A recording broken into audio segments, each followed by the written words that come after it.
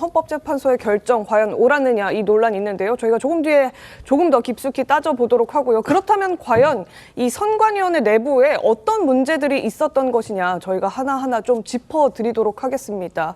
말씀드린 것처럼 어느 곳보다 법과 헌법에 따라서 공정하고 또 엄격한 기준을 들이대야 할 선관위에서 내 딸 그리고 내 아들을 뽑아달라 이렇게 아빠 찬스 논란을 주도한 당사자 바로 선관위 내부의 최고위직 인사들이었습니다. 지금 보여드리고 있습니다. 김세환 전 사무총장의 아들은요. 자격 요건을 조작하고 부당하게 추가적으로 합격을 시키고 또 이러한 인사 특혜를 입은 의혹을 받고 있죠. 박찬진 전 사무총장의 딸도 있습니다. 면접위원회 평가표를 조작했고요. 송봉섭 전 사무차장의 딸은 비공개 또 비경쟁 채용에 응하도록 해서 그러니까 다인수로 같이 이제 면접을 보고 그중에 경쟁을 거쳐서 딸을 채용시키는 이런 방식도 아니라 비공개 비경쟁 그러니까 한 명을 뽑겠다고 해서 그 한 명의 딸을 지원하도록 하고 그 딸을 임명시키는 이런 절차를 밟았다고 하는 겁니다. 심지어 김세환 전 사무총장의 아들 같은 경우에는 더 기가 막힙니다. 자, 인력 수요가 없었는데도 불구하고 경력직 채용을 지시했고 그리고 김세환 전 사무총장의 아들이 여기에 응시를 합니다. 그리고 면접봤던 사람들도 인천 선관위에 면접봤던 사람들도 김 전 사무총장과 같이 근무한 이력이 있는 사람들로 다 채워졌다. 결국 결과는 불보듯 뻔하죠. 강화군 선관위에 합격했고 1년 만에 보다 높은 기관인 인천 선관위로 자리를 옮겼습니다. 그리고 하나 더, 바로 관사를 무료로 제공한 부분인데 집도 공짜로 줬습니다. 요즘 집 구하기가 정말 너무나 쉽지 않고 어려운 상황인데 아들에게 관사를 무조건 한 채를 해줬으면 좋겠다. 어떻게든 하나 해줘 라고 했더니 규정에 없는 관사를 무료로 제공해서 특혜를 제공해줬다. 이런 말도 안 되는 일들이 선관위에서는 그동안 무수히 많이 벌어졌던 겁니다. 특히나 이 김세환 전 사무총장 아들 문제는 어제 오늘 불거진 얘기가 아니었죠. 그 아들이 선관위 내부에서 어느 정도의 위세를 얻었던 상황인 건지 그 당시 선관위 관계자 이야기를 직접 들려드리겠습니다. 중앙에서 하는 연구반 같은 거에 참여도 많이 하고 이랬던 사람. 왕자님 오셨다면서. 때문에 당시에 선관위 내부에서는 왕자님이 오셨다라는 얘기가 공공연하게 나올 정도였다고 합니다. 이게 엄청 옛날 과거의 일도 아닙니다. 2020년의 일이거든요. 김기영 대변인님 어떻게 좀 보셨습니까? 이게 가장 큰 문제는 뭐냐면 그 선관위가 어떤 일을 하는 곳입니까? 선거를 통해서 어떻게 보면 국민의 어떤 대표를 뽑는 기관 아닙니까? 네. 뽑을 수 있는 어떤 업무를 도와주는 거잖아요. 근데 자체적으로 사람을 경쟁해서 뽑는 그 과정을 하는 그 자체는 본인들 마음대로 했다는 거 아닙니까? 네. 그러니까 선거를 통해서 사람을 뽑는 그거에 대해서 하는 기관이 자체적으로 사람을 뽑을 때는 마음대로 엉망진창으로 뽑았다는 것 자체가 전혀 공정과는 거리가 맞습니다. 먼. 그리고 저는 이 사안이 2023년에 언론에 나왔습니다. 네. 그때 감사원에서 그 선관위에서 자체적으로 자기네들이 알아보겠다고 했어요. 그런데 언론에 좀 나오다 보니까 이게 떠밀리듯이 했습니다. 근데 이 사람들이 저는 진짜 납득이 안 되는 게 그렇게 억지 춘향으로 이걸 받아들이면서 뭘 했냐? 권한쟁의 심판을 청구했습니다. 우리는 독립된 헌법기관이라 받을 수 없다.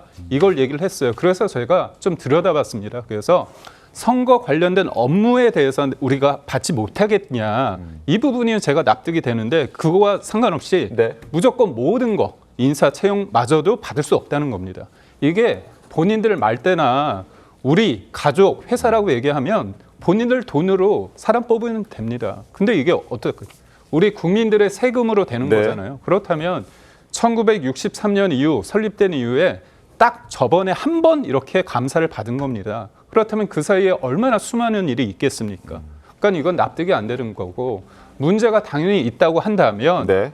헌재가 그런 결정을 할 수 없다고 보는데 헌재는 제가 볼 때는 그런 것 같습니다. 비유가 그럴 수 있지만 헌재도 거기 구성원들이 판사분들이 계시지 않습니까? 네. 선관위도 그 정점은 판사분들이 계십니다. 근데 이분들이 생각할 때 현실보다는 본인들이 생각하는 그 법전 위의 어떤 문구 그런 거를 굉장히 도식적으로 어떻게 보면 그냥 그거 하나하나에 그냥 매여 있다 보니까 네. 현실을 좀 외면하는 거 아닌가 그런 생각을 해봅니다. 알겠습니다. 김기용 대변인의 뭐 개인적인 의견을 좀 들어봤습니다. 네, 그 선관위 사무총장의 아들은 설명드린 것처럼 왕자님이라고 불리고 다른 사무차장의 딸도 선관위에 특혜 채용된 사례가 있다고 해서 저희가 하나 더 소개해드리도록 하겠습니다.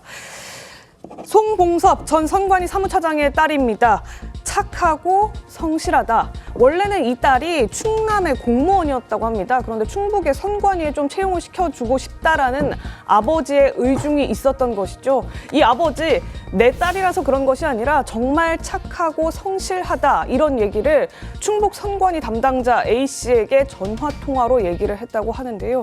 그래서 결국에는 충북 단양에 있는 선거관리위원회 경력직 공무원으로 추천을 받아서 결국에는 임용이 됐다고 합니다. 이 추천 차장이 직접 담당자에게 인사 담당자에게 청탁을 한 이런 사례입니다. 김지욱 대변인, 누구 딸인들 착하고 성실하지 않은 사람이 있을까 싶습니다. 내 딸 당연히 착하고 성실하다라고 얘기할 것 같은데 직접 인사 담당자에게 차장이 이런 전화를 했다고 하면 담당자 입장에서는 그냥 외면하기 어려운 상황인 거잖아요. 당연하죠. 매우 부적절한 처신이다. 이게 그 압력으로 당연히 느껴질 것이고 이런 전화 통화를 받으면 상급기관에서 그 어떤 연락을 받으면 네. 상급기관에서는 그에 맞춰서 움직여야 된다라는 어떤 그런 생각을 가질 수밖에 없는 이런 상황이기 때문에 이런 부분들에 대해서 선관위가 질타를 받는 것은 또 저 역시 선관위의 잘못된 행태에 대해서 매우 크게 비판적으로 말씀을 좀 드릴 수밖에 없는데 네. 지금 이 선관위가 뭔가 이 개혁이 필요하다라는 부분에 대해서는 모두가 공감하는 부분이에요. 네. 그런 개혁을 앞으로 어떻게 해낼 것인가.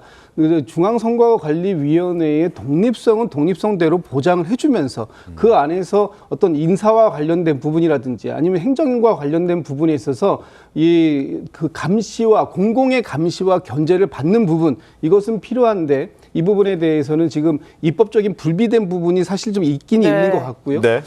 중앙선거관리위원회 같은 경우에는 국회 행안위로부터 1년에 한 번씩 국정감사를 받고 있지 않습니까? 네. 그럼에도 불구하고 이런 부분들이 걸러지지 못한 이런 그 문제점이 어디에서 기인되어 있는가? 이게 내부의 감시 시스템 또는 내부 고발 시스템이나 이런 것들이 완전히 무너져 있다면 이런 것들을 어떤 방식으로 다시 바르게 세워낼 것인가 하는 부분에 대해서는 이번에 큰 숙제가 중앙선거관리위원회에 떨어진 것이다. 이렇게 보여집니다.